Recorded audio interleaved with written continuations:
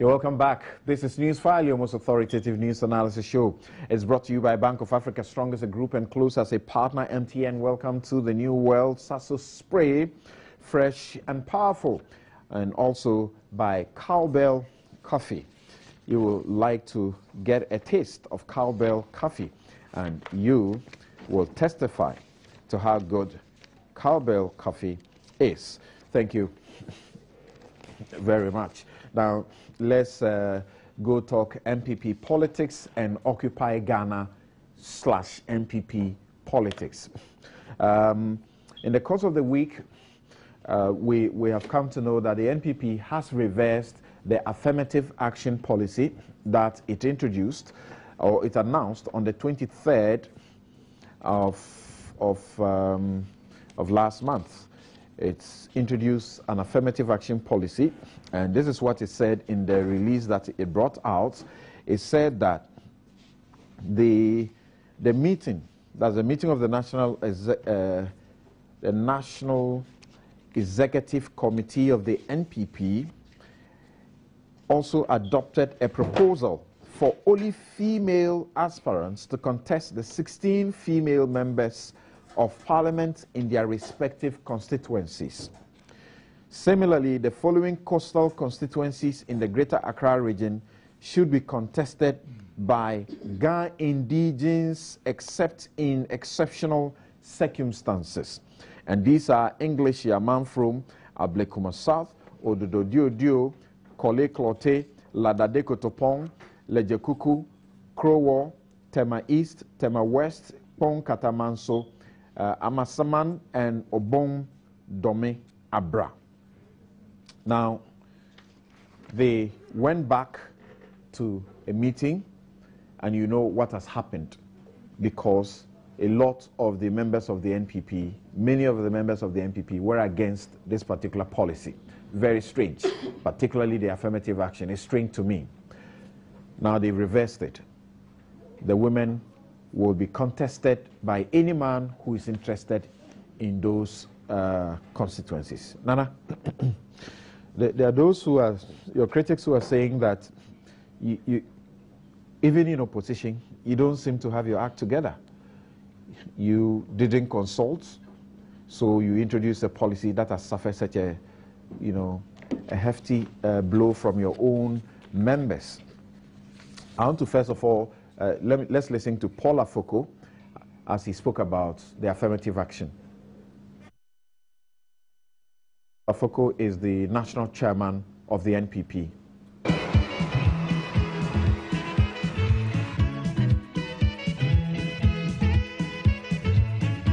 This decision does not mean that the party doesn't support affirmative action.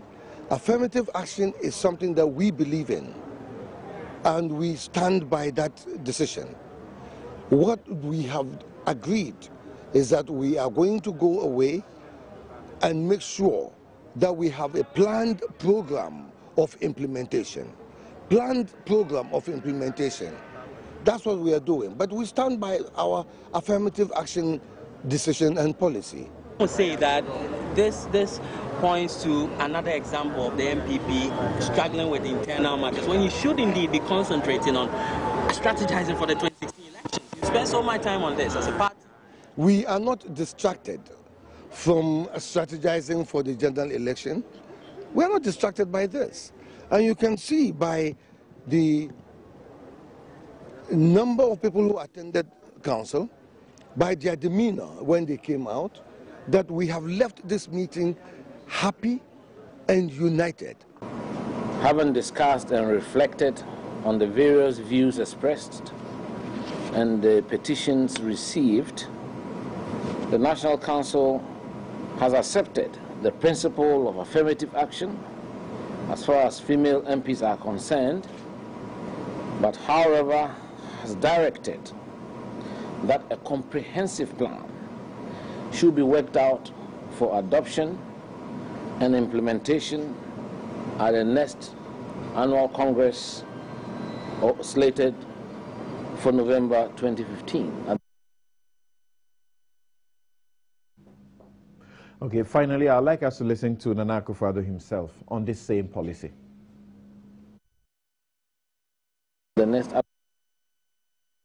National Council met.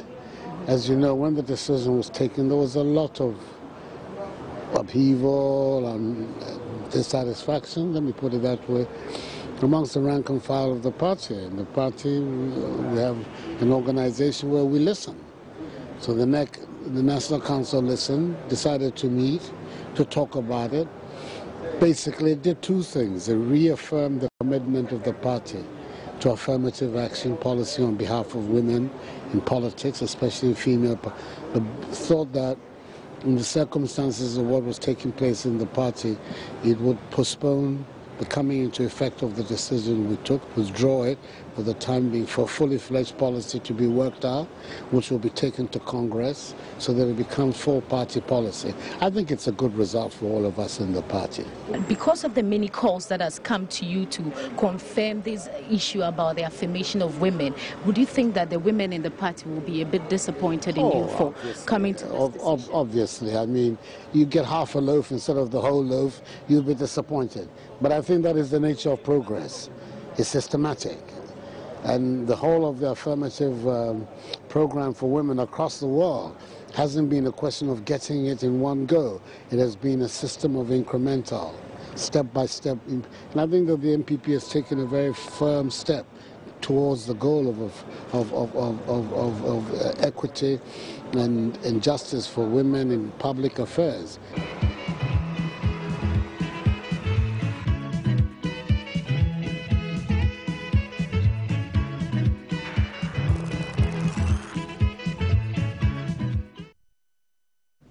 Okay, you're welcome back. Thank you very much. Nana Akufo-Addo, this is your party. You now have to defend all of this to all of us after you came forward to tell us that this is such a good, brilliant program that the NEC had taken. All of a sudden, you are beating retreat, and people are saying, this is very terrible. You are not in control of what you are doing. Oh, no, Samson. How can party hierarchy listening to feedback from the masses, from the ground, how can that be interpreted as not in control? You are rather listening to the feedback from the ground. And all of us do that all the time. I see. So the approach you adopt is a top-down approach, right? Well, the people who took the decision, probably 100 people. But that is not to say that the numbers don't even tell the story. The people who took the NEC, it comprises of all the national executives who have been voted for to lead the party, from the national chairman through everybody to the youth organizer, the women organizer, their deputies. All of them are part of the NEC. They have been voted for to steer the affairs of the party.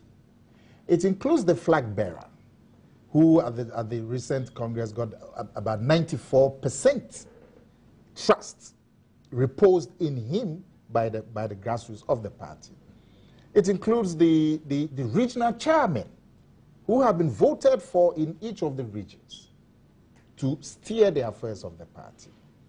It includes the members of parliament who have been voted for to lead the party in parliament. It includes the Council of Elders, the past chairman. So it's a broadly representative team who took the decision.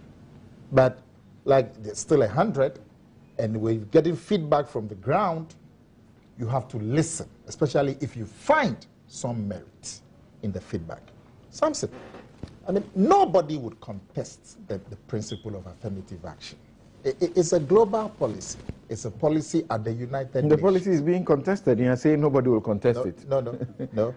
No. It is not the affirmative action, because there are other affirmative action issues like the reduction of the fees that are not being contested.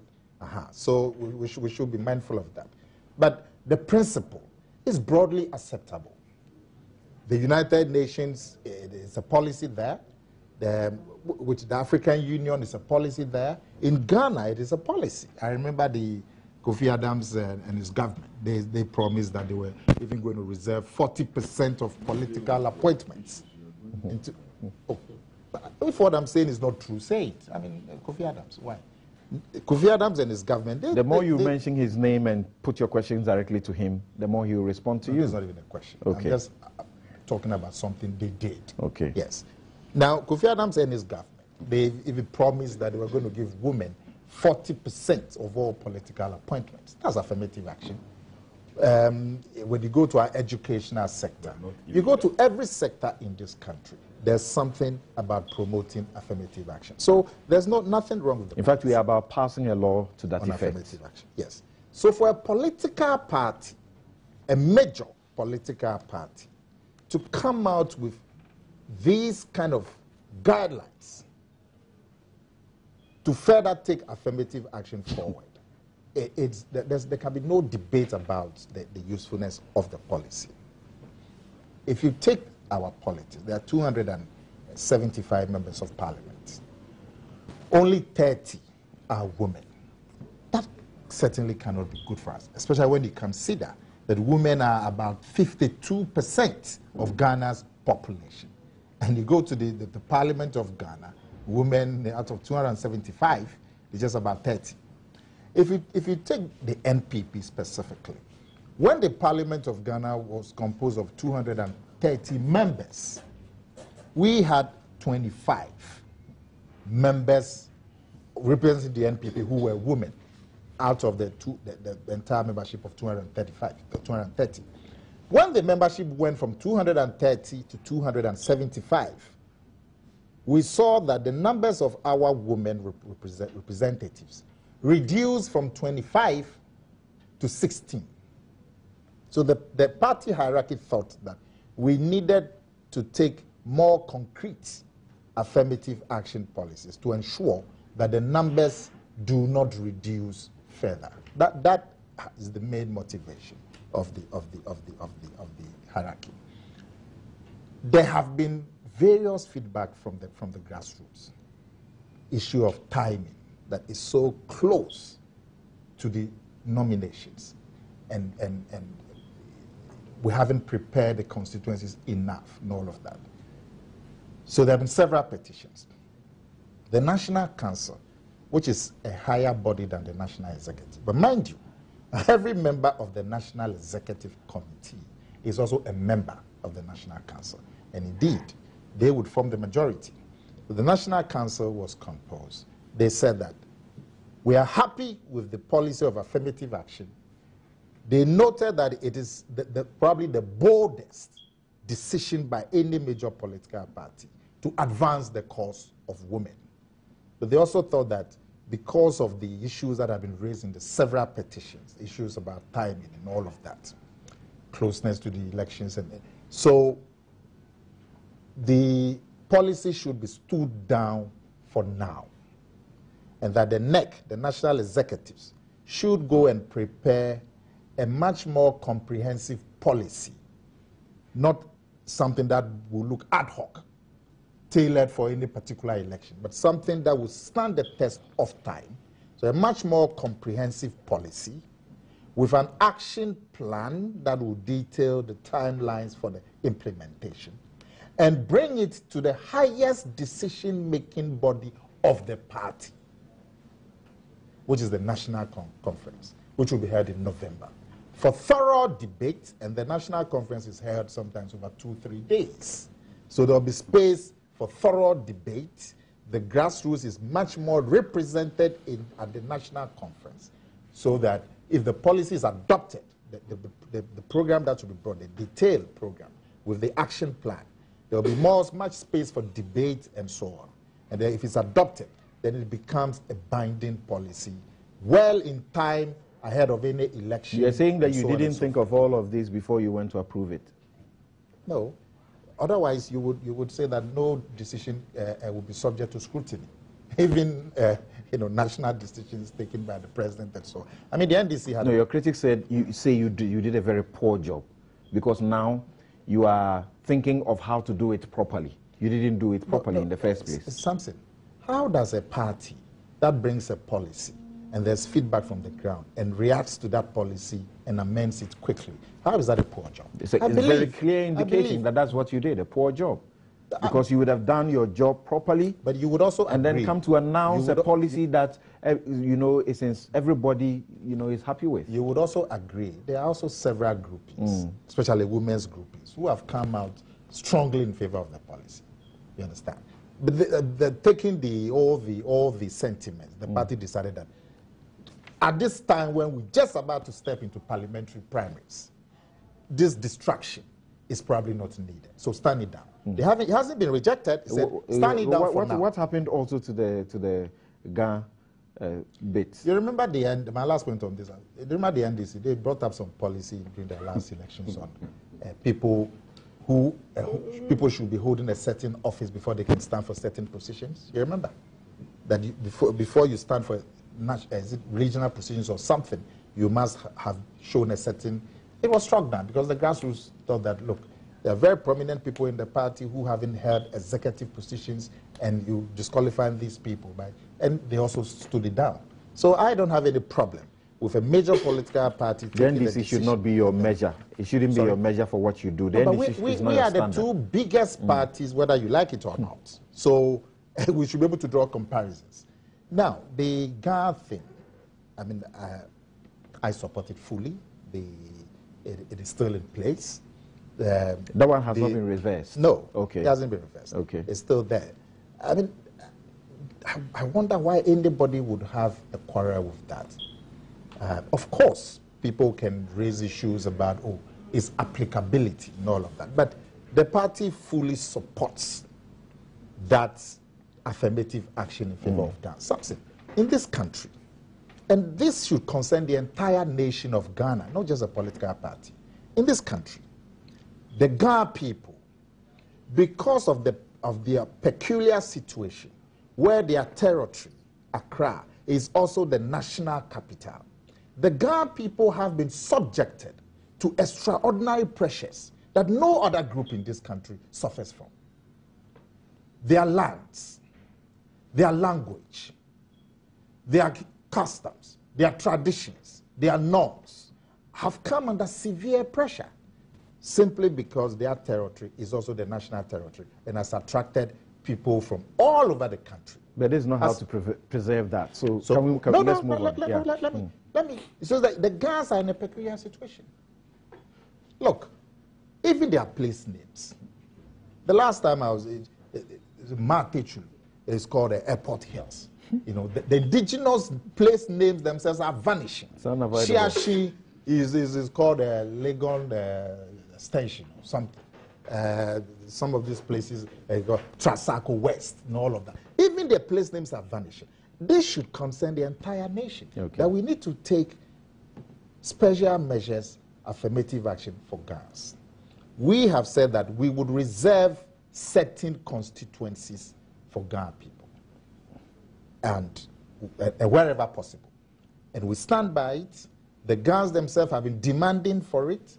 We have met that demand, and we are happy for it. And we believe that the nation should take a cue. Thank you very much. Dr. Drew, one of the critics of the NPP, Abdulaziz, says that the U-turn taken by the Nana Akufo-Addo-led NPP over the recent decision is conspicuously a sign of panic, desperation, indecision, and lack of vision on the part of the NPP. Should it be taken this far? To a degree, I do share that sentiment that was expressed by Mr. Baku. And I think Nana Kumia speaking has confirmed some of my suspicion about the policy processes that led to that decision and then the reversal of that. It seems to me that, you know, and for the NPP that has governed before and seeks to govern again, to approach a policy that is not restricted to a political party, but a national policy. And you approach that by using more or less a top-down approach. As much as I agree with Nana Kumia in terms of the elective nature of the leadership of NEC, not to go back, not to do a bottom-up approach so that the decision is accepted by, mostly by all.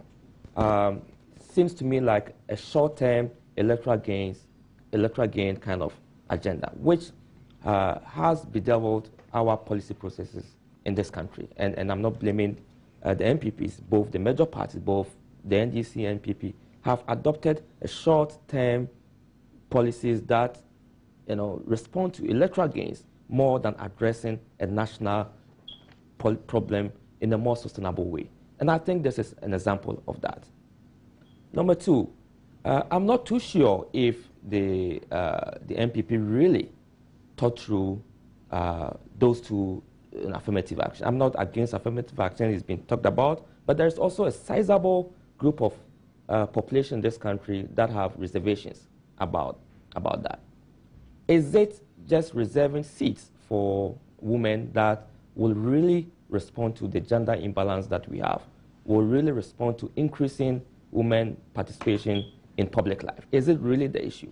Or there are other factors, including socio-cultural barriers, including the kind of intimidations that go on in campaigning at the level of the primaries, whether there were measures that were put in place to address when male contestants use intimidating languages to restrict women from contesting. I think those are the issues that needed to be looked at, and not just reserving that number for women. So I thought that there was some gaps in terms of the policy coherence of what they were trying to do. It was short-term.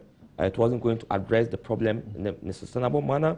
It wasn't going to help the nation address the imbalance that we're currently facing. And it was going to be problematic. Let me just touch on the gun issues. I do agree with Nana on some of the points he's made about the problems that the gun people face. But is it really the problem? Are we not trying to even inflame the issues around ethnicity and group isolation? I recall that during voter registration processes, when the issue of ordinary residents, remember if that the ordinary resident issue came up, and it was more or less like, if you're not a Ga or you don't live in this place, then you cannot register here. If we go by this process that the NPP is trying to do, I'm not too sure what we're trying to do or what the negatives of that.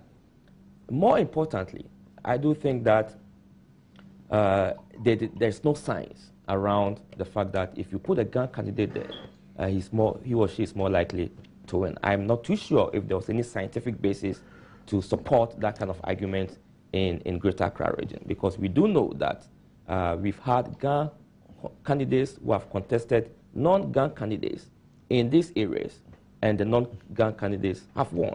And so I was a bit surprised whether there was any science that backed this kind of policies.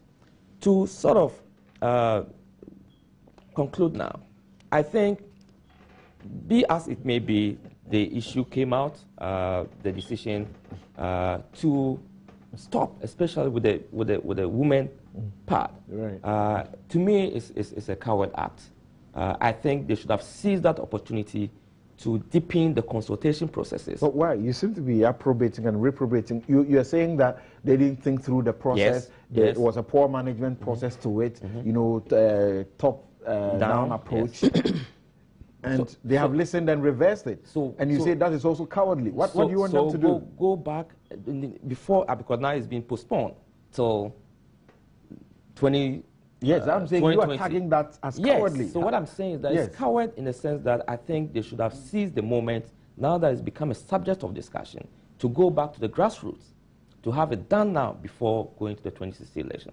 I think that is my view. I don't think that they should postpone it and then wait till 2016. It seems to me that the threat or the opposition within the party is more of a fear of things that might come, that the fear of the unknown. Losing votes, that's what you mean. Well, if you want to say it that way. Those in those constituencies who support male candidates who intend to contest these women might become disenchanted about the process. They will not vote or they will not participate. And so the short solution is let's postpone them. And I think a major party like NPP and seeking, I thought, when I heard that announcement, I thought that was the most progressive policy statement from the NPP and for the country.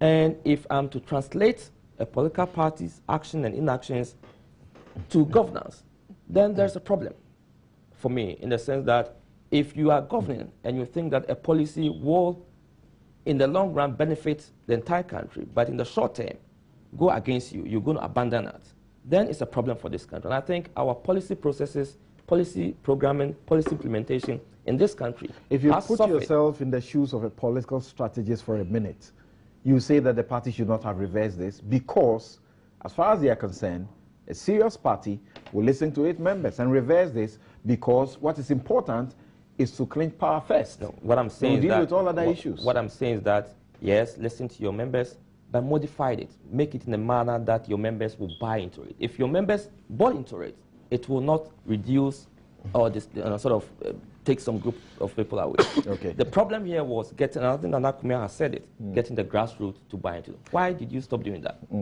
Okay, Dr. Franklin Odro, thank you very much. Now, Kofi, see, there are people who say they are disappointed that the NPP has decided to beat a retreat.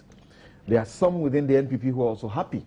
And they're saying, like Nana Akomia is saying, that this is an indication that the NPP is a listening party and that they would demonstrate the same quality in power. Don Pino says the NPP as a political party is a listening party. So he wants to congratulate the executive for what they have done. Ilyasu Haruna in Tamale says this shows that this is a party of choice for the ordinary masses. And that's what they are going to do. They respect the views of the masses. Joseph Apia Bedu says, even God reviews his plans. Okay. I wish you had backed that with some, biblical authority. Yes. So why is the NDC taking this to say the NPP is indecisive and they will show this in power? Once more, when you intercede, God is able to change his mind. Okay, I hear you. There's so many stories in the Bible. He did quite a number of that in the Bible. I know that, yes. Or you want Kofi As I listen to Nana Kumia, then I realize the danger we'll be putting ourselves in should we ever allow his party to take up power in this country. What is this danger? The danger is that no serious decision will ever be taken, like you rightly said, like you asked. That so if a decision is good and will result in the ultimate good of the country, you will shoot it down. So why even describe it as affirmative action in the first place? You see, all the things that he has said. For them, a decision that serves the ultimate good of the people is a decision that has the majority support of the people. For them, that is what doesn't matter. Look, it is not only the NPP that finds itself in the GA areas. Why? All those struggles that he says the GA constituencies are suffering. Isn't the NDC also selecting its candidate with those same characteristics? The NDC selects its candidate also from those constituencies. But the NDC have not come out to have to do the kind of things that they claim to be doing in order to attract these other people into the party. So, if you have been described as being an account party, like was it Rekubrobe or what Rekubrobe said, now you are even not becoming, you are no longer account, you are now a tree party. I'm quoting him. That you are no longer account because you are now you have been restricted to just some 2 regions. So even the account description is being denied by some key members of NPP, that you are a tree party. And you want to attempt to deal with that. You don't deal with that with this kind of tokenism. By even redefining which areas are even GA and which areas are not GA. Look, the NDC female numbers in Parliament rose from 4 to 14. We didn't have to go and say that we are restricting seats that women are contesting should be contested by women only. We didn't do that. Affirmative action is an action that is well thought out, that you rally people to support. because you have identified that there is a problem here and that this is the way we should go dealing with that problem. What Nana Kumia is telling us that he and his colleagues on the national executive, including the flag bearer they have elected to lead them in an election, to possibly become president, go to take decisions without consulting even their people first. So what kind of system are they running? And he is trying to hide under the NDC. The NDC never made any illegal promise. That promise to increase the participation of women in governance is not an illegal promise. It's different from what you have done. And you must not limit women participation only to appointments as ministers and maybe district chief executives. It goes more than that. Board membership and so on and so forth are all part of appointments in government. And we agree the fact that we have not been able to achieve the 40% set target. But that doesn't make that commitment to doing that an illegality. And so because of that, in order to rival us, you engage in what will be described by your party people as an illegality, delinking and stopping others from taking part when you know that your own constitution, your own party constitution, you did not deal with it. That's why we are talking about well thought out, knee-jerk reaction for purposes of votes. The country must not be reduced to just doing things that will give you only votes.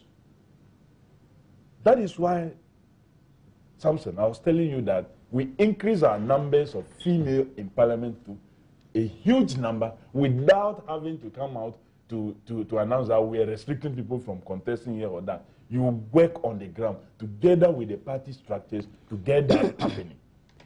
We didn't have to restrict people from contesting on some constituencies if you are not from that area in order to get that satisfaction, to make sure that people are well represented. All tribes are on board. All ethnic groupings are on board.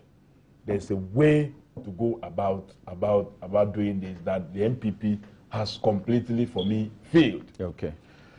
I've heard some even say that the Ghana thing was done because they needed people who have to visit fetish priest. I don't know whether it is the Wolomos and then the traditional leaders that they have that they were referring to as fetish priest. So is that the reason why you wanted Ghana MP somewhere? And why didn't you add some constituencies? Why the redefinition of the Ghana areas? Because per your letter, you have redefined what you mean by Ghana areas. You have taken out some areas that Ghans don't even, they no longer own those areas by your definition. Because I didn't see the Ablekuma West in the list. I didn't see some other major Ghana areas even in the list. So you are saying that that cannot be defined as Ghana areas. I think that is absolutely wrong. No, but they were clear in what they wanted. They said that they are selecting certain, constituencies. And it's for them to do that selection. And I'm also clear in my mind about what I'm analyzing. No, but for you to do that, superimpose it on them, and to suggest that... I'm also clear in my mind about what I'm analyzing. That once you have stated this, you are excluding others. That's my understanding. But they didn't say they intended to have all of them. That is the understanding of the people out there. That they are excluding, Whether you like it or not, that is the understanding. Okay. So you go to have a meeting of all your elected officers and regional chairmen, MPs, some council of elders and what have you, and you take a decision. And in less than 2 weeks later, almost the same group with few additions now go back, and then you are backtracking from that decision. There are areas I believe that the NPP can be looking at. The filing fee for me is just too high. It's just too high. You are asking people to pay 30,000 Ghana cedi, 300 million Ghana cedi to contest for primaries. That is just too high. They're not asking everybody to pay that amount. They are asking people to pay. No, I said they are not asking everybody. And I'm saying that they have asked people to pay. They have asked people to pay. Haven't they asked people to pay? They have done an assessment, looked at people's strength and ability to afford, and they are talking about a development so now level. Our democracy is now also on affordability basis. They need to raise funds to prosecute the campaign. I hope that what you are saying is not what they were thinking, because for me that is very serious. Where I sit and what I know, asking people to pay such an amount of money to contest an election is way, way above you. Okay. Before you can contest an election on any of these two parties, there is a clause that talks about being of good standing for a certain number of months. Meaning that you would have to have nurtured. And he, Nana, in his explanation, talk about, oh, the policy came too short because people would have invested so much, done a lot for the constituency. Okay. So even before you put yourself up, you don't just put yourself up when you have not taken part in nurturing, in doing a lot to sustain the party in the constituency. Thank you. We have you to cannot move be charging them. We have to move on. Such fees. Yes, I believe that they erred completely. They've just exposed themselves so badly. Others may think that, look, I didn't see it as they erred by introducing it, or they erred by I didn't. First and foremost, they erred by introducing or retreating. I'm saying that they have only given it a Gobelian name. The affirmative action. It is never an affirmative action. Thank you very much. It is just you have been heard saying that this is cowardly. Let me come to you with this view from Kojo Youngson. He says that affirmative action is a noble objective, but did the NPP not misapply it in this instance? He asked, if they had gone ahead with it, the policy would only have maintained the NPP's female numbers in Parliament, not grown them. More importantly, a policy based on the premise that women are only capable of beating other women in an election is not affirmative. It is negative discrimination.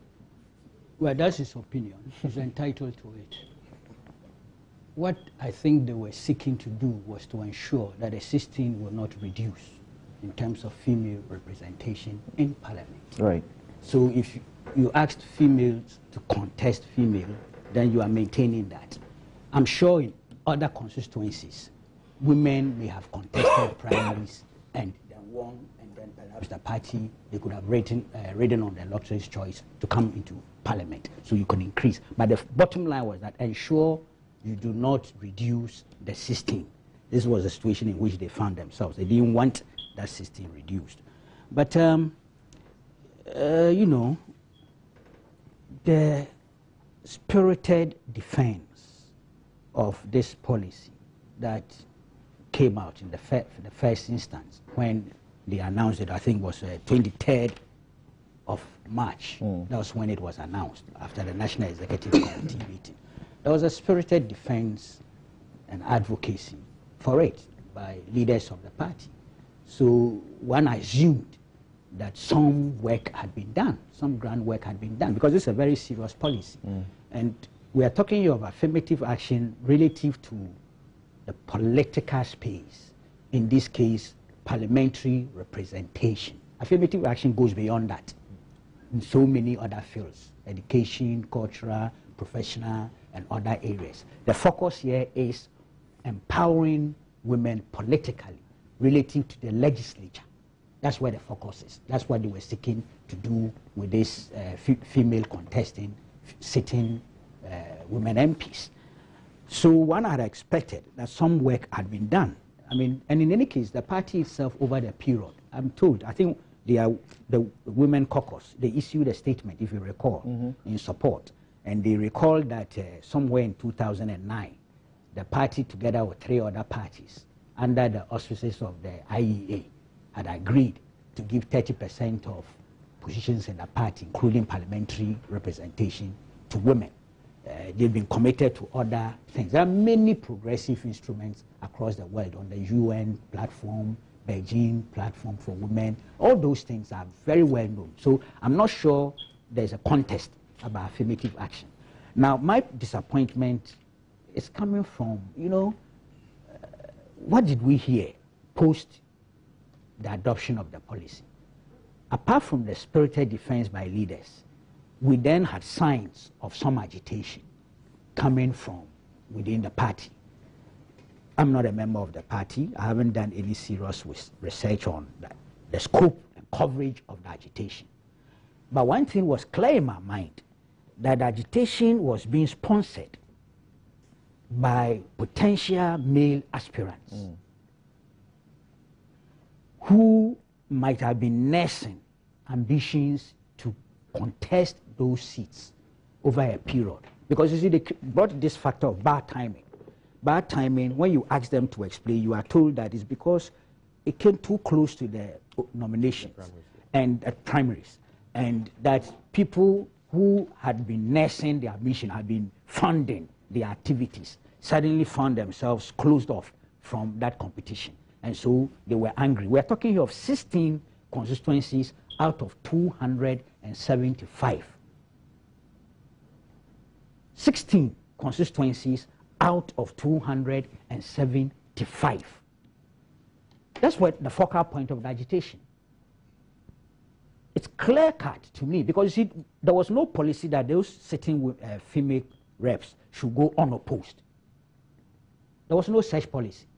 They were to be contested by fellow women. And so for me, it is obvious that the self-interest, unbridled personal ambition of potential male aspirants was at the root of the agitation. Let's be truthful. Let's be brutally frank. They sponsored all those agitators who went on the streets to make the noise. The National Council may tell us that, well, even in spite of that, we did a further research across the other constituencies and realized that there was this problem. Because if you listen to them, now they are talking of the fact that, look, we need to maintain party unity and cohesion. We need to win the elections. So we don't want any division. We are being told that these 16 constituencies, if are not contested by men, would lead to divisions in the party.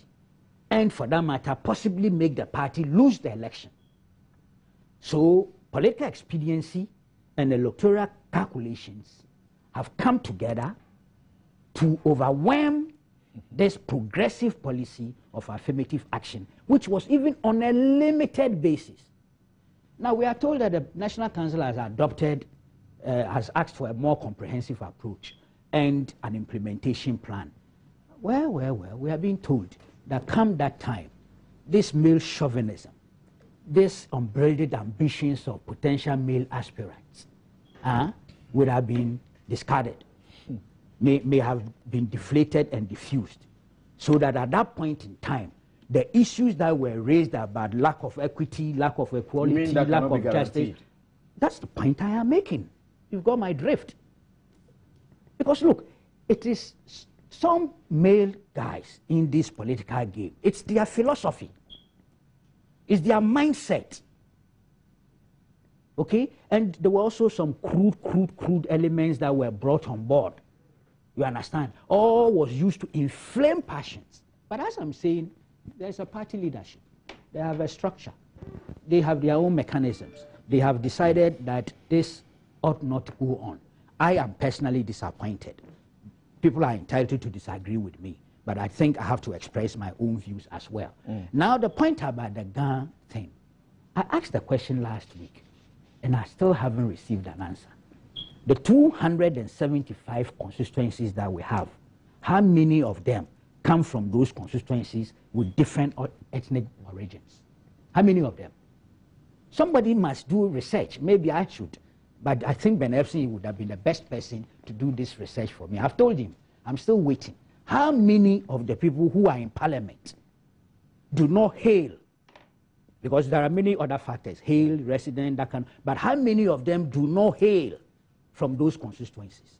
Now, see, when Mr. Yiti Mensah, somewhere March 26, 2004, in the company of Professor Mills, may he rest in peace, and President Rawlings then, was telling Lejekuku, is that how you pronounce it? Tishi. He says, with appointments, if, let's say, there are 10 positions, 8 will be filled with personalities from Kufuor's hometown, and specifically his family men. Is that the way to rule a country? How many guns are in their party? I am not playing gun politics. God created you as guns from Tishin. Nobody should despise you and think him or herself more superior. If you are following a person who looks down upon you, then you are a fool. It is needless to repeatedly advise a wise son. It is time to vote for Nin Otedua and Professor Atamils. What was he doing there? He was playing on the keyboards of the people's ethnic origins. That's what he was doing. When the good professor... Oh, yeah, you will say so. No, please, let me finish. Everybody heard what I read. Now, when Professor Mills, in the central region, and if you like, I will quote that too, was telling the coastal people that because he came from there, he understood their plight better, and that because President Kufuor did not hail from there, he could not understand their plight, and on that basis had sent all coal stores elsewhere. What was he doing? Oh, it's here. What? Look, no, it's here. See, the truth is that Chronicle reported something more severe. Then Ayariga came in. Adam said, he said it to himself. He whispered. Nobody heard. Oh, okay. So nobody heard that he was challenging you. Okay, because let me quote what happened. No, he says he was. Look, Chronicle quoted what the good professor was supposed to have said. Ayariga, who was then his communication director, granted us an interview, and he was curing the Chronicle mischief. Now listen to what he said. He says Professor Mills actually said that as someone who comes from a coastal region, he understood the issues of fishing communities, and that is why President Kufuor had not fulfilled the promise he made to the fishing folks. Then Ayariga continued. I mean, if someone who hails, tells his people that because he hails from the region, he understands their issues more than others, is it not accurate? What was he doing? But it's accurate. No. Okay. Okay. Okay, so the NPP are seeking, especially because of the way you guys have played the gun card. The NPP are seeking to address that challenge. So would this address that challenge? Okay, gentlemen. I don't think you are being fair to me. Sorry, carry on. Sorry, but we have very limited time. You know, we tied in the Occupy Ghana thing with this particular discussion, and we need to finish that on the hour. So I'm going to see how you're going to be able to deal briefly with the other issue. We're dealing with that with the NPP matter within an hour, and we have to finish it on the hour. Okay. That's what I meant. Okay, it's only fair, Nana, but I give you 2 minutes. Okay, 2 minutes. Thank you, Sam. You are generous. You see, let me make a central point. The neck of the NPP is not the NPP. It's a body within the NPP that has a certain level of authority. You see, that body with that level of authority takes a decision. A second body in the party with a higher level of authority is consulted, and they say, hold on. So when people say, oh, because the NEC took a decision, so it's the entire NPP party, we have to be careful. Because it's the same party, but this time a second body with a higher level of authority. And I don't think you should be making this explanation with a lot of pride. Because when people say, oh, it's the NPP, it's the same party that modified it. It's not like some external body came and said, go and change it. Now let me finish. You know, Kofi Adams was speaking, and it's so difficult not to laugh. Here is a government that's talking about some party not having credibility to govern. Your government has gone to the IMF and publicly told us that you are going there so you can get some credibility, the government of Ghana. And you are able to look at some political party and say that because they have reversed a decision, they should not, they are not showing the qualities of governance. Your party is gone to the IMF to beg for credibility. Now, you look at this NDC government. Ministers are appointed, even before they take their seats, they are reshuffled. It's a record of the NDC government. Ministers are appointed 2 weeks, they are reshuffled. This is the record. And you are coming to sit here to tell us somebody is not showing consistency.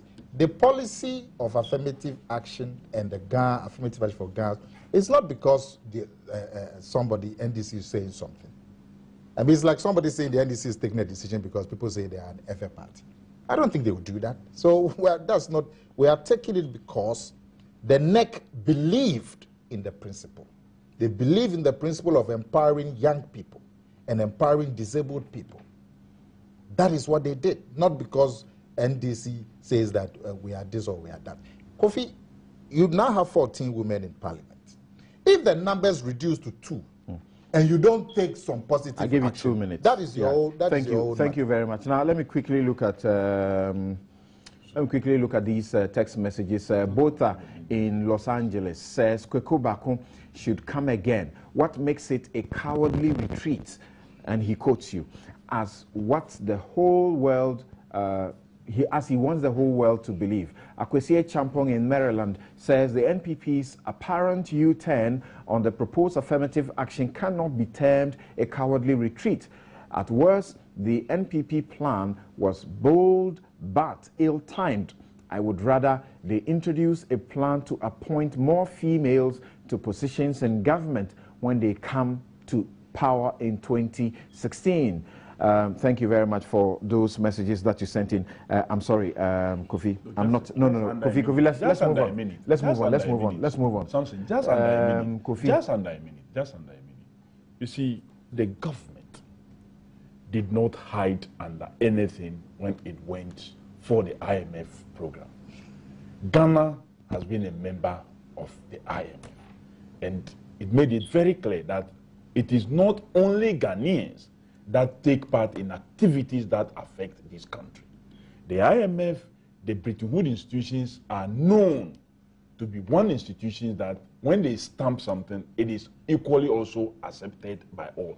What is absolutely wrong about it? But as far as NPP is concerned, my last point, they are telling the women to wait until 2020 before they can do anything for them. Did you say? Okay. That's what they are telling. Sorry. Gentlemen.